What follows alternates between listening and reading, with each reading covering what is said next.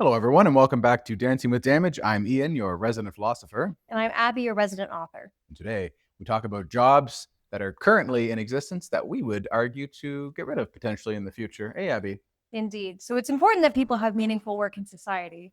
But the way society has evolved to sort of create make work or jobs that actually hurt society more than help them and hurt the people doing the jobs more than help them. I'm sure off the top of your head, you can think of a couple that you wish you didn't have to do to make money. So that's something we will cover, different jobs that we think should expand in different sectors that we think should expand. But we also want to start out with some jobs that we think maybe society should back away from because they're not super helpful. In the last episode, we talked about an apprentice program, Abby, that would sort of hopefully replace the conventional model of college and university, sort of keep the structure of the apprenticeship philosophy that currently exists for certain trades, but sort of apply it globally and make it government funded and directed organization so that it could be super effective. And that means that if the state is helping direct people into what lines of work are actually required in society, then we also have to talk about what kind of jobs may be pulled back on a little bit. Indeed. Would you like to start us off with maybe one example of jobs that we would like to see sort of go by the wayside? Mm-hmm. I do want to say that, but first I want to ask you, Abby. So you've done many jobs in your life. You've worn many different hats. You do like hats. I do. They're very festive and fun. She's a hat person. I like them. I think that would be good to have a hat. I think we might get some hats eventually and wear them. We should have an episode where we wear hats. Hats. But let's get away from hats for a second. Abby, I don't know how you got us on that topic. I'd rather ask you about the different work you've done in your life and sort of what's an example of a job you thought, wow, I really wish I'd done something different, or if you could go back in time, maybe not do it. Oh gosh. I worked for a call center for exactly one day. Gee. I saw an ad posting for an administrative assistant, and it turned out to secretly be an MLM company selling products. And MLM stands for multi-level marketing, which is a hot debate right now in society. A lot of people say it's legitimate, but more than 95% of people in each company end up losing money. So I don't think that's the best kind of job to have. And I didn't know that these existed. I didn't know what it was. But I showed up expecting to work in an office and instead spent one day in a call center calling confused elderly people trying to sell them a product. And then I immediately quit because it didn't sit right with me. So you were expecting an office and instead you got like a park? What? Where was the call center? In a building? It was in a building. Or was it in the wild? No, there were these 4 or 5 desks and there were 10 of us just sitting at these desks calling people. It was really weird. I wasn't sure what to make of it, but I was too nervous and socially awkward to just leave. I felt like I had to stay because the day they hired me was my first shift. And I felt like I had to stay because I was so confused. I felt like it would be rude to leave. So you essentially sold products to confused old people. I never successfully sold anything. I was not good at the job, thankfully. Story has a happy ending. She was bad at the job. But there you go. Abby, thank you for sharing. And we all probably have stories like that. If you have a job that you can look back on and laugh at now, throw it in the comments. We're interested to hear. But in essence, Abby, I think what I want to get to today is that if you take society and you look at the kind of jobs people have, okay, so that's one job you did. What's another type of work you've done to make money? So many things. I did farmhand work. I worked at a movie theater. I worked in a bookstore. I've been a maid at a 5-star hotel. Mm-hmm. I've worked at several different restaurants selling various food and drink products. Mm-hmm. That's a pretty good overall summary. I'm trying to think if there's anything else that stood out, but those are kind of the groups of work I've done. So I'm not a great cook, but one time I watched my mother make soup. And what she did was she boiled various herbs, I think some bones. Spices. And at one point in the meal, she took a ladle of sorts and she sort of scooped off the top layer of, I think it was some sort of fatty oil or something off the top of the soup. And she did this several times. And what did she do with it? She put it in a little cup of sorts. To be honest, a lot of conjecture. I was not taking notes, but I remember her doing this. And I think this is a cooking technique. Have you ever heard of this? Like skimming fat off the top of something? I've never made anything that required such technique, so I'm unfamiliar. Okay, well, let's just assume my memory is serving me adequately, and this is what happened to young Ian and to the soup. So, my point is, the soup seemed to be tastier in her sight because it had removed a layer of content that would sort of make it unsavory. And I think, in the same way, society at this point in history has sort of developed that soup and that layer that we maybe want to remove. And this we would want to keep in line with the philosophy of damage, but also sort of a different approach to looking at human and the purpose of human life. Purpose of human life being, of course, Abby, for while I sip my tea. To make the most sacrifice for the next generation, i.e., show the most love. You want to show love. You want to spend time and energy in order to improve the quality of life in the long run of people around you. And the great benefit of this as a universal purpose of life is it means other people will be doing the same for you. But in terms of how to spend your time and energy to do that, often people think about their jobs. And so we want, as we move through the acts, to focus on creating work, which is something that people do, it's a big chunk of someone's life. Hey, Abby. Indeed, and people have a drive to do work. You hear a lot of people who have retired and they just don't know what to do with their time. Mm. Humans feel like they need a purpose, and the overarching goal of sacrifice is excellent. But the next question becomes how to best accomplish that goal. And meaningful work that improves society is one method of achieving that goal, right, Ian? 100%. Now, you may be saying, Ian and Abby, you two said earlier that sacrifice is best done without any external compensation like money or praise. So, how could remunerated work that you get a paycheck for ever be sacrificed? So, that's a good point. But you forget what I think I might have also said at that time, which was the purest type of sacrifice comes without external praise or reward. But we still argue that on the spectrum of sacrifice, it's still possible to do that even with remuneration.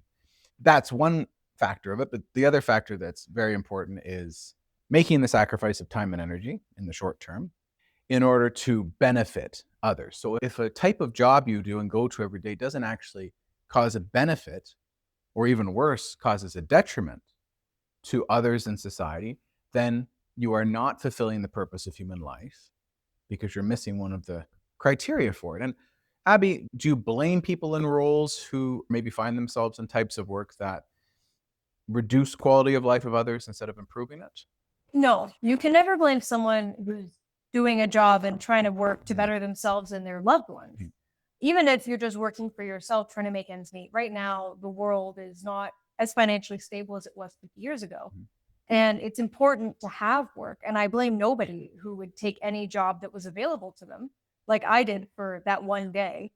But there are lots of people who would have taken that job and stuck with it until the job ended. You need money to survive. And unfortunately, if there's only one job available, you're going to take that job.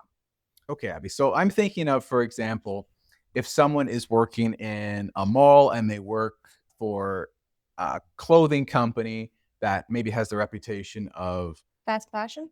sure, you could say fast fashion. I was thinking more also of companies that get clothing through exploitation of child labor in third world countries, for example. That's something that the news sometimes talks about. How would you perceive that in context of what we're talking about? The job or the employee? Well, I guess we'll talk about the job first. I think that is unfortunately a job that I would prefer not be available. It would be better if there was some mandate in place that all the products sold in clothing stores were fair trade, that there was no child labor, and that they were made of sustainable materials. Because one of the biggest complaints we have right now as a society and as a corgi You can do it, buddy.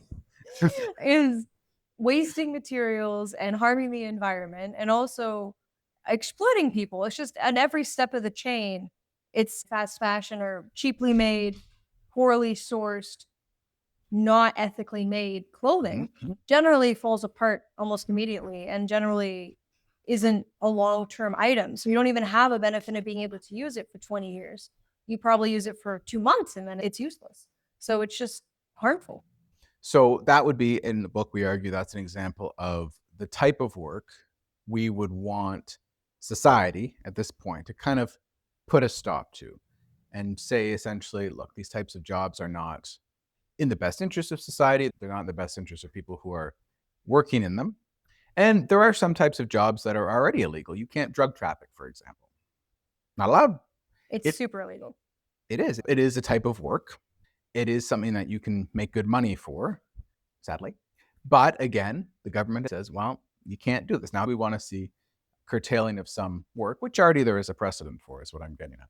Now, another example I can think off the top of my head is something we talk about a lot is being able to eat in a healthy way, and hopefully as society moves forward and becomes healthier, have a better nutritional balance and generally be healthier in that sense. So Abby, what kind of job springs to mind that goes against that and hinders that goal? Well, fast food and some of these companies that make, I don't like to use the word candy because candy implies it's technically edible. And some of the things you see in the grocery store shelves that are still overpriced for what they are, you read them and it's just a list of chemicals. I mean, I under the impression that the government is slowly reducing sort of red dye 40 and brilliant yellow or all those dyes because they've decided they're bad and carcinogenic. But there are so many things like nitrates and heavily processed foods. And what's the name of the sugar that's heavily processed? It's glucose, fructose.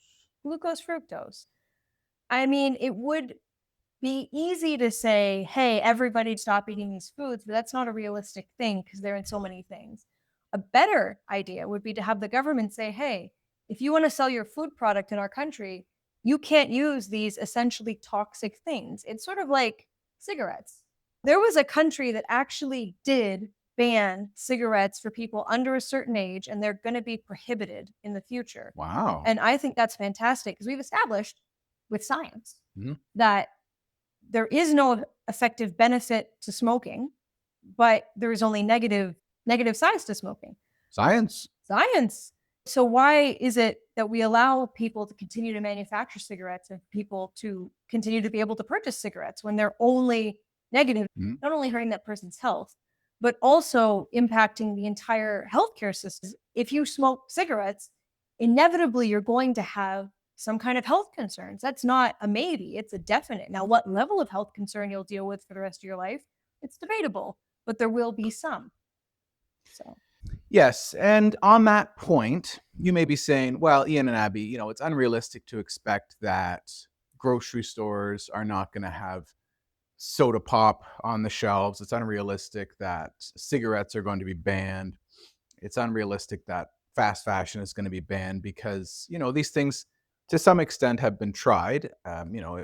For example, in I don't know what decade exactly, but at some point there was a similar embargo on alcohol. mm, And you see a lot of shows about it nowadays about prohibition. prohibition, exactly, and how it didn't work. And so people like to use that as a counter argument for why what we're talking about now, banning large trends or large product lines that everyone knows are negative, but still involves themselves with anyway.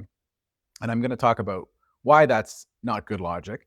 But Abby, you have a answer about cigarettes? Indeed. So last year, 2025, the Maldives did, in fact, ban smoking, including vaping, which is fantastic because vaping is still smoke and actually gets more smoke into your lungs than cigarettes do. So all these teenagers who are into vaping are having huge issues with their lungs Mhm. because they're putting smoke in them, which is what firefighters say don't do. So the Maldives officially banned smoking and vaping for anyone born after 2006. And eventually that's going to mean that no one will be able to smoke. Apparently, the United Kingdom is currently considering a similar policy for those born after 2009, which is great.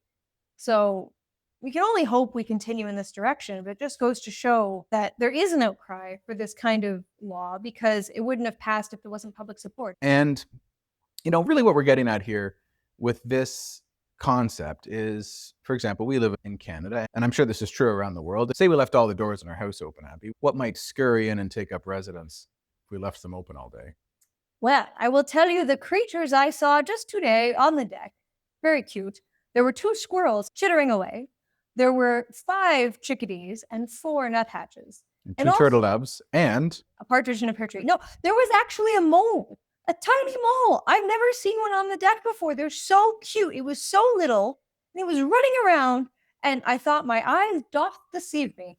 But Darwin, my cat, and I have confirmed that it was a mole. We watched it for some time. So those are the creatures I saw just today, just on the one deck.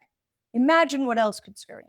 there you go. So just like you wouldn't want to leave your doors open and all manner of critters run in and infest the house, same way you don't want to leave the doors of employment open for sort of unwanted pests like those types of work to get in and become commonplace. The sad reality about humans is we sort of do better with temptation when it's farther away from us. Good example would be, let's take smoking again as an example. That's actually a good one. You'll often hear that people who are trying to quit can do fairly well maybe by themselves, but if they go near someone who is smoking, or they smell smoke or see someone smoking, that there's a greater chance of them succumbing to the temptation. So that's just something about humans that is universal. And so in the same way, we want to protect citizens from being tempted to enter employment that ultimately will harm their souls and reduce their ability to fulfill the fundamental purpose of human life by sacrificing for the best interests of others, by making certain work inaccessible. Not only is the work going to be hopefully more fulfilling if only good jobs are in society, it also helps to protect society. Mm-hmm. Because if products are being made that are harmful to society, like throwaway plastics, food with chemicals in them that science is saying, don't eat that, fashion and clothing made of, again, plastic from child labor that'll fall apart immediately, these things aren't helping people. Mm. It's not good to make them. It's not good to buy them, and it's not good to have them because you can't recycle them and you can't throw them away. It's an impossible situation. It's a no-win situation. So when we create better employment and better jobs for people, we're also helping society in turn by only allowing good products to be options. We can't trust ourselves. We have to have some regulation to stop us from being able to buy poison. And to be honest, it's sort of like when you have children, I've come to understand when you have things like chemical cleaning products or medication, you put it on a high shelf in a cupboard that's unable to be opened by the child, either because of a childproof lock or they just can't reach it. Because while a child may be told, you can't touch this, it's dangerous, a child doesn't have the self regulation required to stop themselves from potentially becoming part of a life threatening situation. They can't control themselves not to play with the chemicals used for cleaning or the medicine cabinet to see what's in there. The parent has to stop the child from being able to mess with those things by putting them out of reach. And I think as a society, I would prefer that the government make it so any option I have when spending my money is not an option about whether I'm doing something that's helpful or harmful to my person. I would rather all of these companies are great, all of these products are great. Let me learn more about them and decide which one is best for me. I don't want to have a no-win situation. I want to have a best of all situation. This type of logic that Abby and I are advancing when we talk about excising the trade of certain goods, we have to remember that at this point in our philosophy and the social blueprint, we're not talking about trying to get rid of these types of work cold turkey. And so even though we agree that this generation in 2026 wouldn't be able to sign on to what we're proposing because the ratio of damage in modern society is too high, remembering damage is the hidden desire to self-sabotage. So if a society is trying to self-sabotage and individuals are trying to self-sabotage, it would be impossible for them to agree to policy this helpful to themselves. And that is sort of a sad way of looking at it, but it's true. And we talked about it, and we're going to talk about how to dig ourselves out of this hole. Can you really dig yourself out of a hole? I've heard the term, I don't understand it. Are you digging steps out of the side of the hole? That's the only thing I can think of. I've done that in Minecraft, where you fall into a hole and you can't get out, so you dig little stairs. I like that. That's very good. And then at the end of it, you have a nice little bunker that you can go in and out of. How fun. You can renovate it. So we're talking about probably several decades from the inception of these acts. Remember, we've talked about the baby license, the guardian center, the new education system, and the apprenticeship program. These steps, we feel, have injected more love into the system. So now there's less self-sabotage sort of roaming around generally in society. And so we argue that at this point, society would be able to enact this. And also, what helps these types of policies is the hand of science, because as it becomes more and more clear, based on further and further study, as to how harmful certain products are to quality of life, this actually assists helpful policy against damage by giving these helpful policies more teeth. So, for these reasons, we don't agree with the idea that society couldn't do this. And in fact, what Abby looked up about the Maldives, that's a good example of how it is possible for society to move in this direction. But we want to accelerate it because the Maldives, I doubt the population is a very big one. And we want to effectuate change in larger countries. And so that's where this philosophy comes in. Now, the second thing I want to talk about, too, is in the book, we talk a bit about how you can think of jobs in order to decide if they're good jobs or if they're nice work or not nice work. Abby did a great job with the whiteboard today, Abby. I was allowed to write on it today. Yeah, like I'm stopping her. You know what really happened is it's a new board, and this one we draw on with chalk. The others have been marker. Chalk marker. Chalk marker. And this one is just chalk, eh, Abby? And what happened when I tried to draw on the chalkboard with the just chalk? Ian didn't like the sound, but I have spent many, many hours writing with chalk on chalkboards in schools, so the sound does not bother me. I've had to write many a sentence on a chalkboard, so unfazed. So I was given podium of writing the nicest I could. This is a billion times nicer than my actual handwriting. I think she was just trying to torture me in the other room by slowly running the chalk down that chalkboard. I don't know. The sound of it, it's only nails on a chalkboard, not chalk on a chalkboard. Yeah, nails I'd probably be okay with. I don't know why chalk. Anyway, doesn't matter. So I think it looks very sharp. But what I'm getting at is a little sort of way of thinking about it. A person wants, through their employment and in their life, to be both needed and wanted. Yeah, Abby, we said that. Let's look at being wanted first.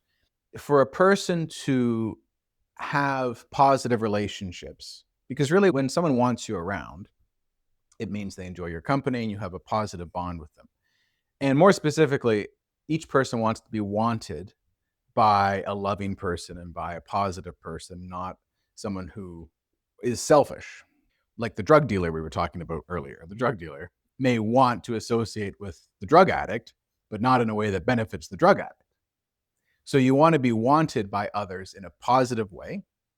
And that's why reducing selfish behavior and increasing loving behavior in each of us is important in that equation to be wanted. Now, in terms of being needed, this is where we talk about the role in society you play. Codependence. The first one is being wanted. That's the proximity. People want to spend time with you and look at you in the eye. As you can see, this is very great to do. You're missing out. Why wouldn't you want? So again, one wing of love, proximity. The other wing of love, you could put a tattoo on it that says codependence, but also needed.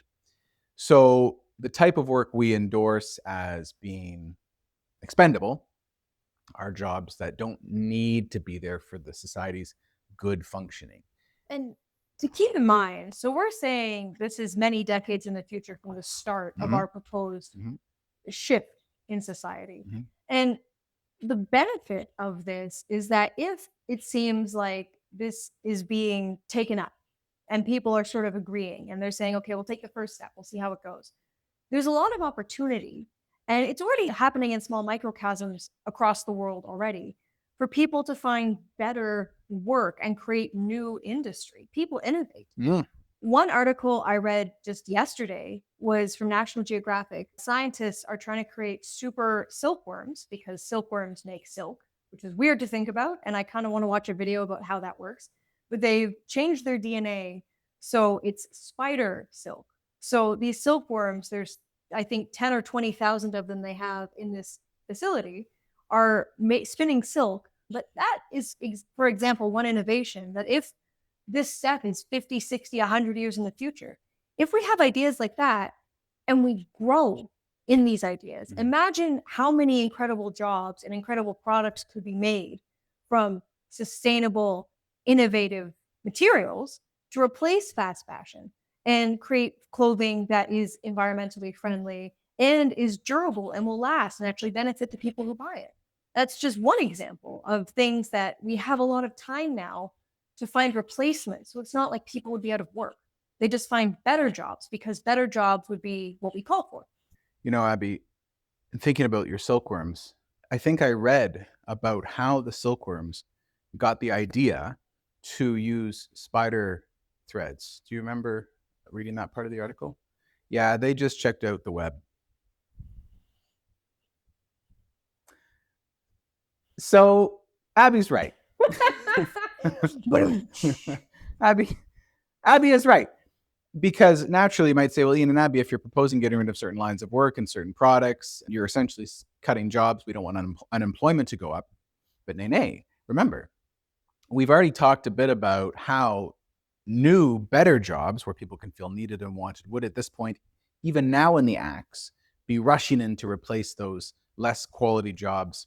I mean, we already talked about guardian centers, which would be highly staffed and call for many high-paying, fulfilling jobs. Imagine educating the most vulnerable people and guarding them from social harm. There could be nothing more rewarding than that. And feeding them and clothing them. And there's all types of, it's like the military. There's all types of jobs that are required.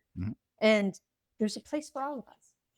Yeah, it's like the military because there'd be lots of children and there would be like the infantry. You're just going to keep trying, eh? Yeah. So, for example, that would be a large industry in a way. And I call it industry because a lot of government service, especially in Canada, we see money sort of being thrown into a void where there's no real return on that. And that's a topic for a different day. But the guardian centers, as we've argued, and I think as logic would dictate, would actually be an investment that would see a return of manyfold back into a country. You could think of it as an industry, even though it sounds like a cold way of saying it. And for example, the new education system would need more support around it because we're talking about adopting seniors and all these different activities, learning all these languages. There would have to be more people in the teaching profession. That's a great job and would be a very valuable job. The apprenticeship program would direct young people into areas that needed useful work. Because a lot of young people nowadays, I hear this story often, is that they'll hand out resumes everywhere, but no one takes them in. Well, that would be rectified through the medium of the government to say, oh, we'll just place you here because we happen to know as the government that this area or this profession needs work. It's odd to think that unemployment occurs a lot, especially in Canada, for lack of a conduit to the job. That would be like if everyone in one townhouse was unemployed because the bus broke down to the factory they all wanted to work at. It's like, just fix the bus and then everyone will have work. So in the same way, the government could be that unbroken bus. And it would fix the problem that I've heard from a lot of people today, where most jobs are entry level that require 10 years of experience but pay minimum wage. And it begs the question, how can somebody get an entry level job if they need 10 years of experience beforehand? And also, why would someone with 10 years of experience accept minimum wage for their skills? It's a no-win situation, but I hear it all the time. So this would also help to rectify that.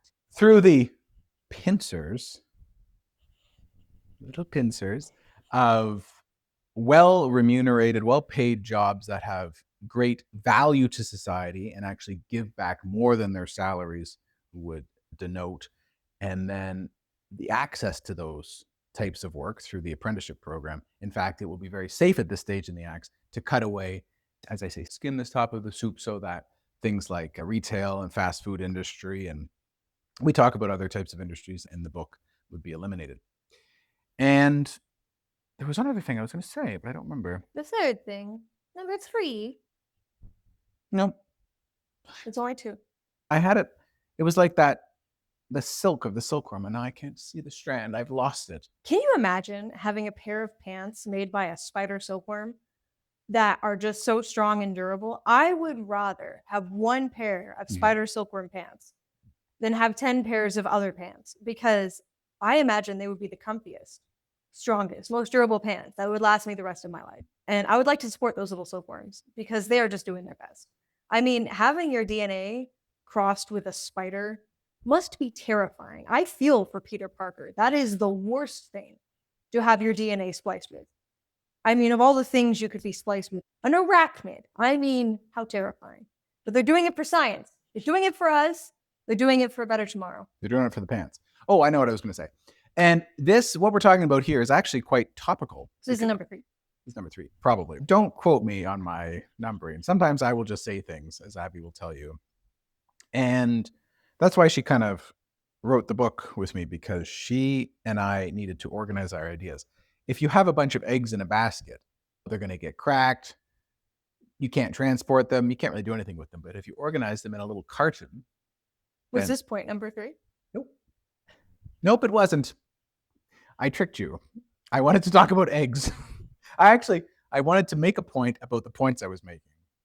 Naturally. Oh boy. Okay, no. What I wanted to say is, Abby, weren't you looking up the projected jobs for example, Gen Alpha, that when people in 14 years old now, and or 12 to whatever the age bracket is, but young, basically teenagers. I found out Gen Alpha, I think, is 10 or 12 and below. Oh, it's the babies, the young adolescents now are Gen Alpha. Okay. Well, there is an age range of people right now in 2026 who are sort of Gen Z. Into the pocket we go. Into the pocket we go. And generations are sort of a fuzzy concept nowadays in terms of when they start, when they end. But I know there's a demographic of young people who are in high school and are thinking about what they want to do next.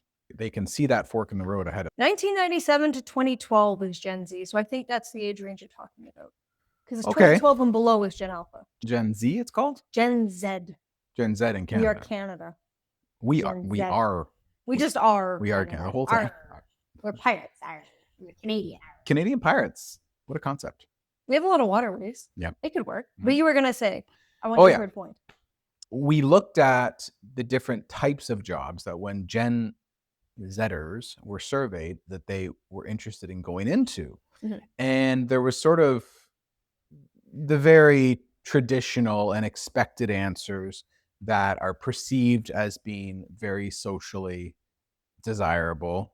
So what is the rising job, I'll put that in air quotes, that showed up on that survey that sort of concerned us, Abby? Was it the YouTubing? So about 60% roughly, and it changes depending on where you look. Okay. But about half-ish of Gen Z want to be content creators. YouTube stars, TikTok. I don't know. I don't participate in TikTok, so I'm not. And I know we have a TikTok account, but please know I just post there. I don't watch anything. I auto post. I had thought the stat was closer to 30%, but either way, it was a concerning spike. And because if you think about how content creation typically generates income for the creators, Abby, you understand it better than I do, but am I right that a lot of it is pushing products? Yeah. Do you know those infomercial channels? It's just a channel full of infomercials. People watch them usually between 1 and 3 a.m. when there's nothing else on. And it's just people trying to sell you stuff.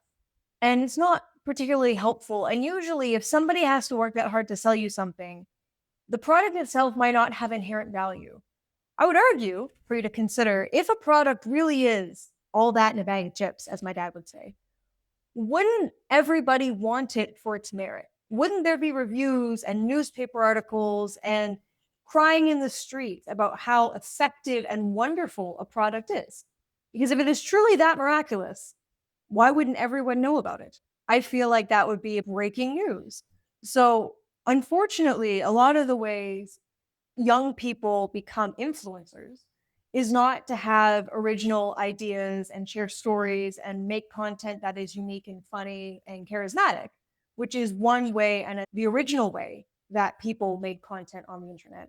It's more so shifting into buying more ludicrous and more expensive items, talking about how great they are, and then convincing other people to buy them through affiliate links. So this is not helpful and really does not help, especially with fast fashion, trying to take a step away from these harmful practices. And obviously, on the internets and on the YouTubes, I sometimes go on the YouTubes.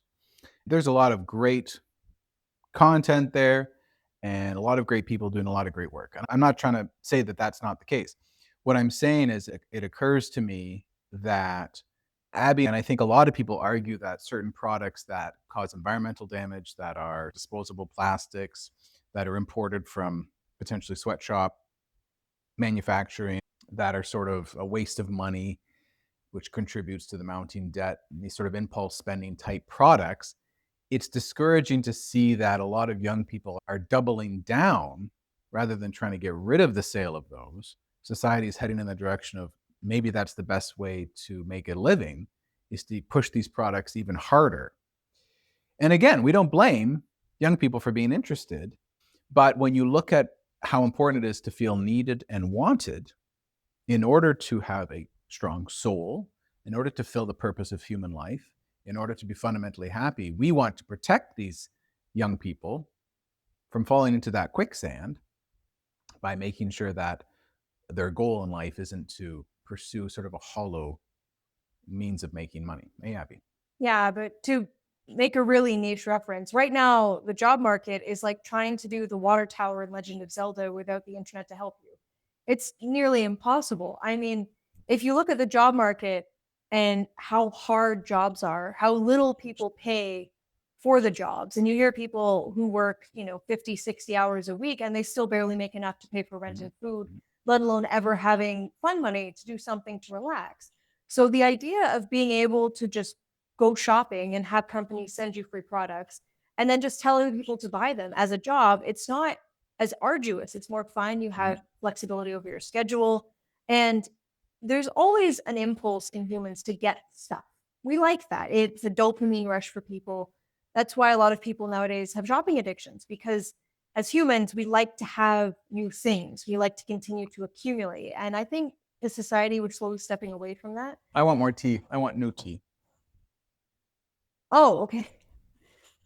But I mean, Example. you can't blame young people who see the job market as a failing prospect. There's been a rash of companies, major companies, just shutting down completely and having mass layoffs for people who've been there for 20 plus years for no reason other than they just want to make more money and have their shareholders make more profit. And unfortunately, I think it was something like 30% of jobs in Canada are sort of corporate style jobs. I stand to be corrected on that, but it was a significant chunk. Even if it was 20%, I mean, that's millions of people employed in these sectors. And if they're currently having mass layoffs and turning all of their jobs to AI, that's a huge chunk of our country and other countries that are just losing their jobs. So as a young person, I can't blame anybody for wanting to try to be self-employed as a PSA. If someone's on the internet saying they made all this money doing a course, buying a course, selling a course, selling stuff online, they're probably lying to you, because if they look successful, you're more likely to believe them. But that's what happens. If you are desperate enough and you're young and you want to believe that these people are actually making money doing something so easy and you just have to be the first person to figure it out, why wouldn't you take that route instead of the arduous task of having a massive education debt, not being able to find a job, having the potential for most jobs to be completely laid off for AI with absolutely no warning? I mean, it is kind of treacherous out there. That's right. It reminds me a bit of the Alaskan gold rush. That's sort of how I view content creation in this generation. Is it, a few decades ago, a few people found they were the only ones in the mountain range or by the riverbed. They found these nuggets of gold, and now they're sort of a stampede. But the problem was, by the time everybody got there, not everyone got the same success as the first people who sort of stumbled into the easy gold line on the ground. So all this to say, in this episode and in chapter 27, so you can follow that along for more specifics of what we're talking about. But in a nutshell today, Abby, we have discussed types of work we would want to see excised and removed as policy by the government, from society, so that we can move on to the next phase by ensuring that more people feel needed and wanted, and thus less damage is introduced into the system, which of course the ultimate goal is to increase that ratio of health and reduce that ratio of damage. So there you go. Thank you for staying with us and tuning in to Dancing with Damage. It's always a pleasure to have you with us. Have a great day.